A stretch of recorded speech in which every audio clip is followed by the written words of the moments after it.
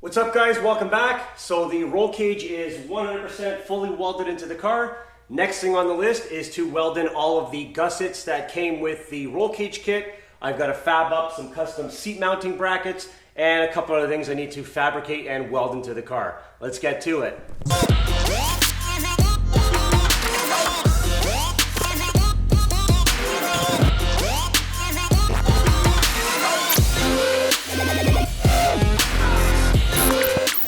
Alright, so first thing on the list is weld in all of the gussets that came with that kit. So there's a whole bunch of gussets I've got to get to. There's gussets that run on both sides of the door bars here, gussets up here along the A-pillars, gussets up in the roof area, gussets up here on the harness bar, gussets between the Hans bar and the rear cross brace. There's a whole lot of gussets I got to get to. So I'm going to open up the box, figure out which gussets I'm going to start with, and we'll go from there.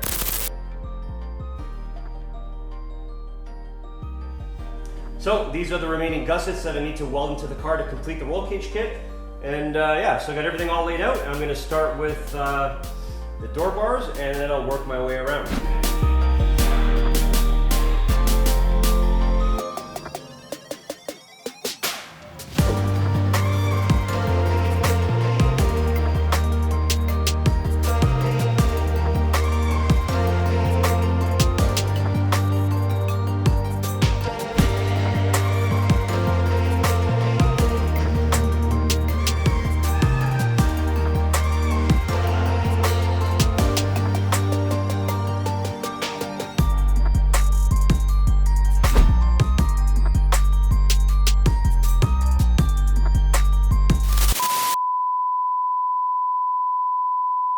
So I guess my memory card crashed on my GoPro or something happened because all of the videos I recorded the last few hours, when I went to go upload them to the computer, for some reason none of them worked. So to get you guys all caught up to speed, I know where we left off was all of these gussets on the door bars and the A-bar support bar are all in. I've already gone ahead and welded in the Hans bar gussets, the gussets up here on the roof brace, and if you look way over there, you can see the gusset on the A-bar to main hoop connection point. So those gussets are all done. And of course, I ran out of gas on my TIG welder. So busted back out the MIG welder to finish off what's left. So the only gussets I have left now to do are the A-pillar to windscreen gussets, the gussets that run up here along the roof, and we've got these gussets that go on the rear X brace. So like I said, no more TIG, busting out the MIG now. And hopefully this memory card doesn't fry itself and I can show you guys some more cool stuff.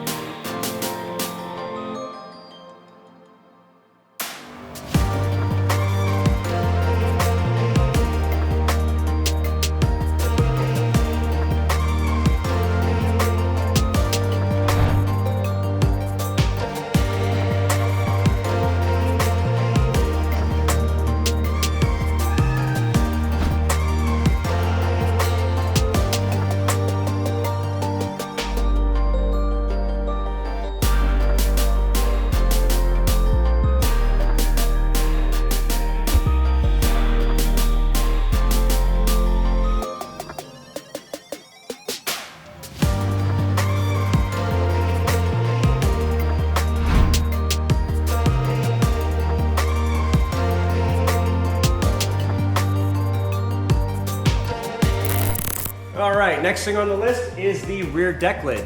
Now, you might remember a few episodes back when I cut out the entire center section of the deck lid to gain full access to the tops of the rear strut towers and when I was doing the wheel tubs. So now one thing I need to do is reinforce where the trunk hinges attach here. So you can see this is pretty flimsy here a little bit. I've also already drawn a line. I'm gonna change the shape of it a bit, fabricate up a pair of brackets to reinforce the back half of the deck lid here. So that way whenever I'm opening, closing the trunk, I don't need to worry about anything flexing and eventually breaking. So let's make a pair of brackets and get them welded in.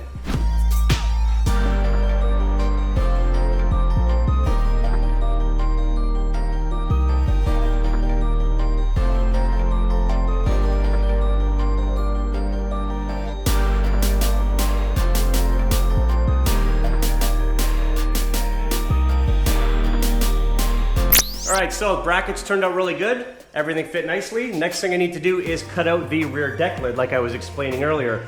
I'm gonna cut along this round edge right here, and then you can see there's another bracket below.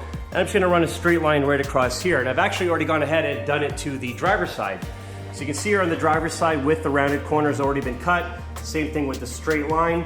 And then with the bracket here, I'll show you how this goes in. This will just slide right up through here, just like that. A little bit of hammering and shaping, but as you can see, fits pretty nicely, just needs to get welded in. And the only thing left I'm gonna do to these now is add a few dimple dyed holes just to reinforce the panel a little bit stronger and make them look a little bit cooler. Well, let's get to it.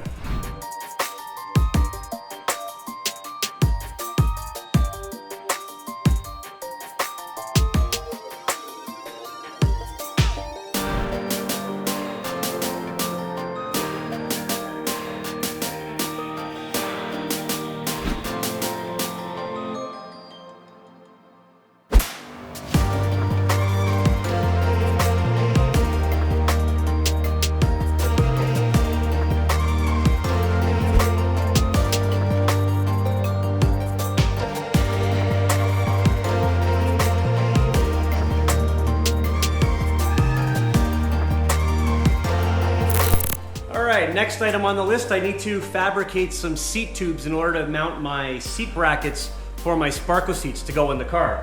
And I've already went to the metal shop and purchased some a couple 4-foot lengths of 4130 chromoly tubing. This is 1.5 inch OD. And I also purchased some 1 inch solid 4130. And what I did with this is actually went to my uncle's house. We used his lathe and cut these down a length, faced them, and pre-drilled a hole in the center of them. I need to still tap these, so this will basically be where the mounting bracket will bolt into. And then eventually what I'll do is I'll drill a 1 inch hole in the center of each point on these bars, drop this down through, and then weld it on both sides. So I'm gonna get these tubes all cut to length, get them ready to weld into the car, and at that point, I'll tap these, get these all welded in, and hopefully have these seat tubes all finished up.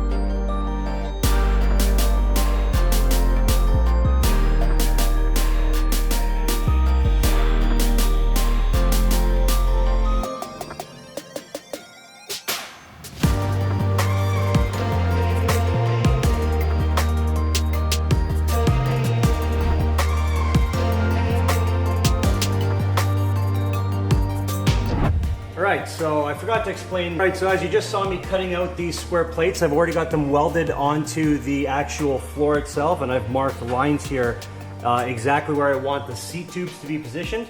So the next thing I need to do is cut those round pieces of tube to the proper length, get them all level and squared up. At that point I can weld in the actual mounting tabs and everything else. Let's get those all cut up.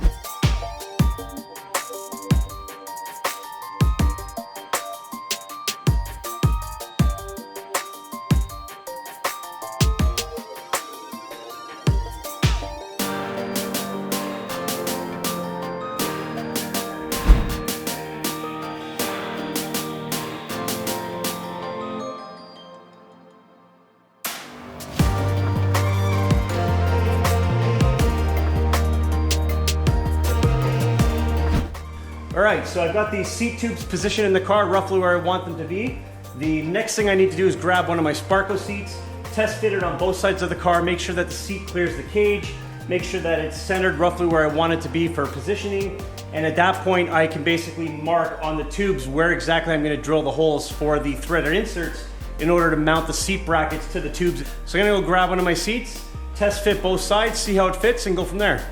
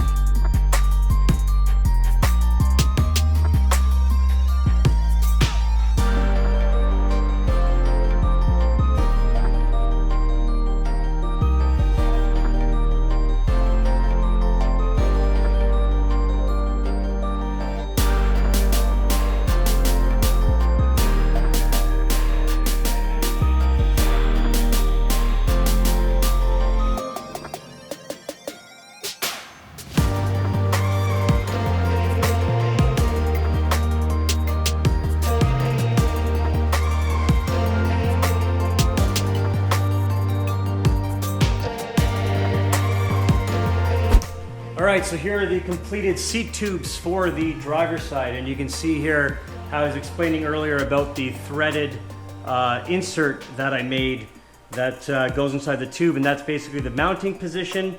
And so this is the rear bar, and this is the front one, and this one has the addition of these loops here, and these loops are actually because I'm running a 6-point harness, so this would be for your center section of the 6-point harness, which clips onto here. So I'm going to let these tubes cool down a little bit, and then I'm going to weld them into the car.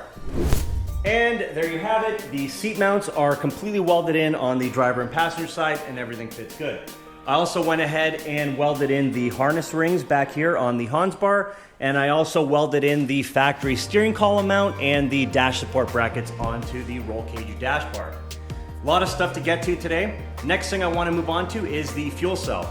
So you might be thinking, you know, with that spare tire delete panel I welded in back there, where am I putting the fuel cell, since most people always put their fuel cell in the spare tire area? What I'm going to do is mount it in a similar location to the factory gas tank. So the factory gas tank actually sits under the back seat area here. You can see these two inspection panels, which gains you access to the factory fuel pumps. I'm going to cut out this section of sheet metal, weld in a box, and the fuel cell will sit back here. And more importantly, this is just for weight distribution, keeping it all in the central area of the car in between the front and rear wheels instead of putting all that weight of a gas tank behind the rear wheels. So the box I already had designed and pre-bent is right here for the fuel cell, and that's going to be the floor pan for the box with a couple bead rolled lines in it just to reinforce it a bit. And if you remember a few episodes back when I was showing you all the laser cut pieces I had designed, again, these were the pieces for the fuel cell box. So I'm going to weld these in, and the fuel cell itself will rest on top of these brackets, and the bolts that secure the lid to the fuel cell will drop down through there and into these brackets. So I'm still waiting on the fuel cell to be made from Fuel Safe. Hopefully I have it within the next month or so. And more importantly, hopefully all my measurements are correct and the fuel cell actually fits when I go to put it in the car. So on that note, let's get this box all welded up, get the hole cut out of the floor, and get the fuel cell box completely welded in.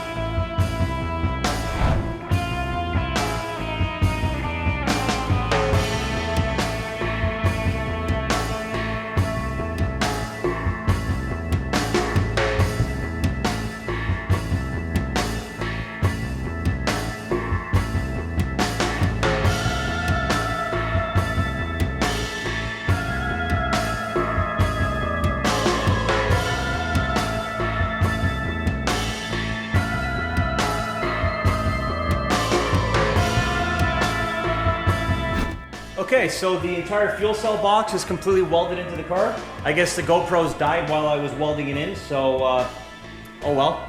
But yeah, so this is all completely welded into the car now, fully secure, not going anywhere. And again, like I said earlier, hopefully when I get the fuel cell from Fuel Safe, it drops in, my measurements are right, and it fits perfectly. Next thing I'm gonna work on is my battery box mount. So I'm actually gonna mount the battery directly next to the fuel cell. And I got a piece of 16 gauge steel here. I've already had a couple lines bead rolled into it from my buddy there. And what I'm doing here is you can see all these marks all across the entire panel. These two circle marks here I've got to drill out. These are the actual posts that the battery box will mount to this bracket and secure the battery down. And then all these other little lines here, I'm gonna use my dimple die tools and basically drill a bunch of holes into the panel, dimple die them, and again, what that's gonna do is lighten it up, Swiss cheese the panel, or put some speed holes into it, and at the same time reinforce it, make it nice and strong. So I'm gonna get these holes all drilled up. I gotta make a couple other little brackets to mount off of this, and I'm gonna get this all welded up into the car, and then we'll move on to whatever's next.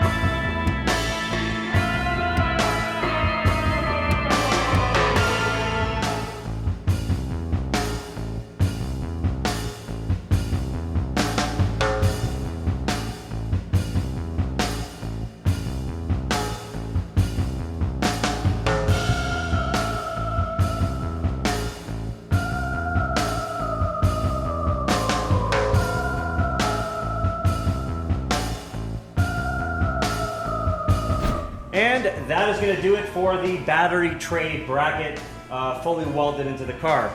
Now another thing I actually just did, I didn't bother filming it because there's no point in filming the same thing twice, but I'll show you guys before I weld it in.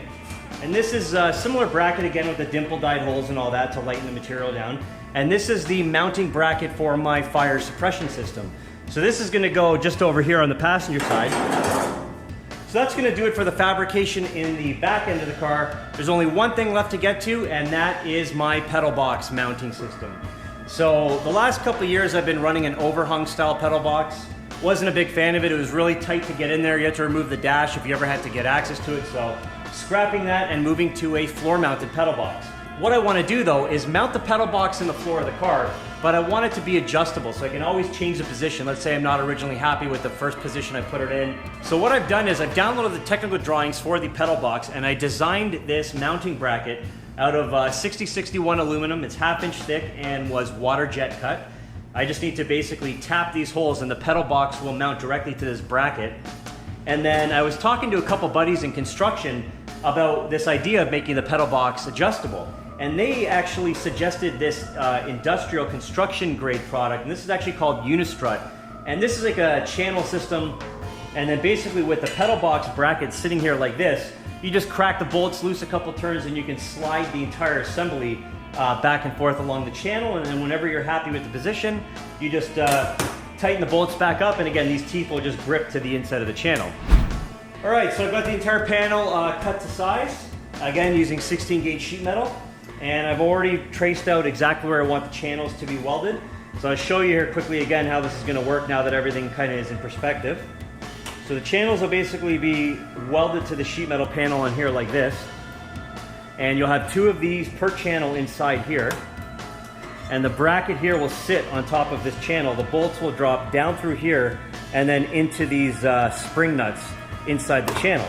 And then basically with the bolts loose, you can slide the pedal assembly up and down the channel system. And that's pretty much gonna do it for the pedal assembly. So I'm gonna get this all dimple dyed up, welded up, install it in the car, and that should be it for fabrication. Finally, all the fabrication work is 100% finished. Quick recap again of what we did. You know, welded in all of the roll cage gussets that came with the roll cage kit everywhere, fabbed up the seat mounting brackets, fabbed up the fuel cell mounting box, got the battery box bracket, fire suppression bracket over there, fabbed up the adjustable pedal box bracket, got the steering column mount and dash support brackets welded in, got the JDM Spec C roof vent mounting bracket welded in. Really got to a whole ton of stuff in this episode, but so happy that all the welding's 100% finished. Now I can finally get the roll cage and interior prepped for paint and finally start putting this car back together as soon as it's painted. So that'll most likely be the next episode, prepping the entire cage for paint and painting it. So thanks again guys for watching. I appreciate all the support. If you guys have any questions, drop them down below. Don't forget to like the video and subscribe to my channel. And I will see you guys in the next episode.